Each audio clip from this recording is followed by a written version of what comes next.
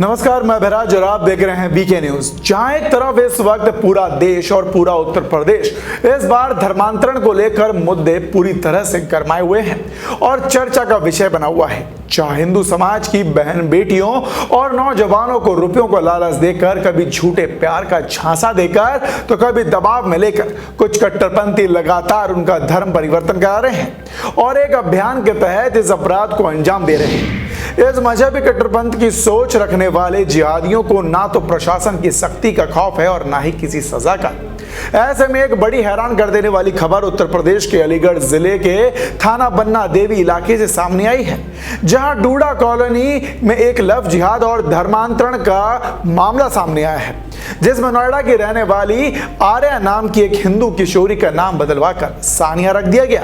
वहीं आपको बता दें कि जब यह मामला सामने आया तो सैकड़ों की संख्या में बीजेपी कार्यकर्ताओं और सहित हिंदूवादी संगठनों के लोगों को जानकारी होने पर इकट्ठा हुए और इकट्ठा होकर थाना बन्ना देवी पहुंच गए और वहां पर हंगामा शुरू कर दिया।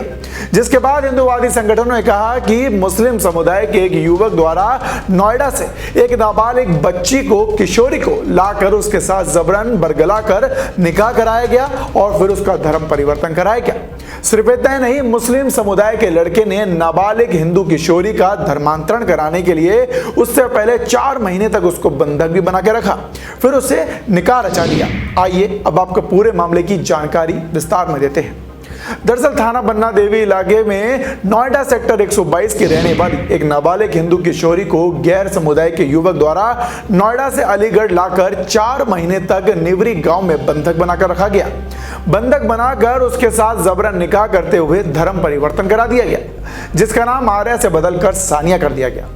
मामला सामने आने के बाद हुई कार्रवाई में पुलिस ने किशोरी को बरामद कर लिया और गैर समुदाय के आरोपी युवक को गिरफ्तार कर मुकदमा दर्ज करने के लिए उसको जेल भेज दिया और वहां पर उससे पूछताछ हो रही है। वहीं दूसरी तरफ इसकी जानकारी बीजेपी कार्यकर्ताओं को जैसी पड़ी तो हिंदूवादी संगठनों के साथ मिलकर उनमें भारी आक्रोश देखने को मिल रहा है। इसके साथ ही बीजेपी कार्यकर्ता ने बड़ा आरोप लगाते हुए कहा है कि ऐसे कई और मामले भी डूडा कॉलोनी में आए दिन सामने आते रहते हैं, जहां कई हिंदू किशोरियों को यहां पर लाया गया और उसके बाद उनका जबरन धर्मांतरण कराते हुए उनको मुस्लिम बना दिया गया। हालांकि जिला प्रशासन से अपील की गई है कि डूडा कॉलोनी में रहने वाले सभी नागरिकों की जांच होनी चाहिए, जहां आशंका जताई जा रही है कि जांच होने पर डूडा कॉलोनी में रहने वाले लोगों की जांच के बाद बड़ा रैकेट निकलकर सामने आ सकता है, एक बड़े गिरोह का भांडाफोड़ हो सकता है। तो वहीं इन लोगों को बाहर से फंडिंग भी होती है, जिसकी जानकारी यहां रहने वाले बीजेपी के कुछ कार्यकर्ताओं द्वारा दी गई है और इस कॉलोनी के अंदर इस तरह की गतिविधियां काफी लंबे समय से की जा रही हैं, जिसके खिलाफ अब बीजेपी ने आवाज उठाई है और मौके पर पहुंच के बीजेपी कार्यकर्ताओं ने इस पूरे मामले को लेकर हंगामा करना शुरू कर दिया।